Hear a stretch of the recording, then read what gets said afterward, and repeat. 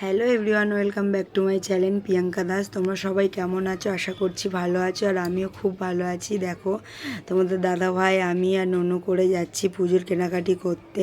কি কি কিনেছি না কিনেছি সবটাই তোমাদেরকে দেখাবো অন্য একটা ব্লগে। এখন আপাতত পুরো ব্লগটা তোমরা দেখতে থাকো। খুব বড় একটা ব্লগ নয়, ছোট্টখাটো একটা ব্লগ। দেখো এখানে কত স্টেশনারি জিনিসপত্র আছে, মনের মতন জিনিসপত্র তোমরা কিনতে পারবে। আমরা এসছি আর কি হাতিবাগান খান্না যেটা বলে আর কি, সেই মার্কেটেই এসেছি। দেখো বাচ্চাদের জামাগুলো ঝুলছে, কত সুন্দর লাগছে, অসাধারণ দেখতে লাগছে। যেটা মনে হচ্ছে যে এটা ছেড়ে এটা নিই, সবগুলোই নিই, এরকমই মনে হচ্ছে।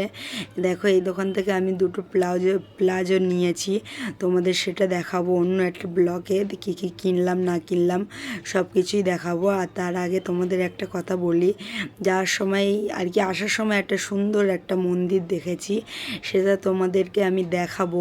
একটু ওয়েট করো, আমি যাওয়ার টাইমে তোমাদেরকে দেখাবো সেই মন্দিরটা, যে কি মন্দির, কেমন মন্দির। সত্যি মন্দিরটা দেখলে তোমাদেরও প্রাণ জুড়িয়ে যাবে, খুব সুন্দর লাগছে একটা মন্দির।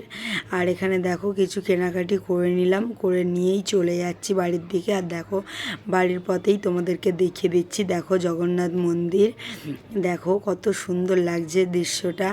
আর এদিকে রয়েছে নিতাই গৌরাঙ্গ, এগুলোই রয়েছে। দেখো কীর্তন করছে আর কি, সেরকম একটা দৃশ্য আছে।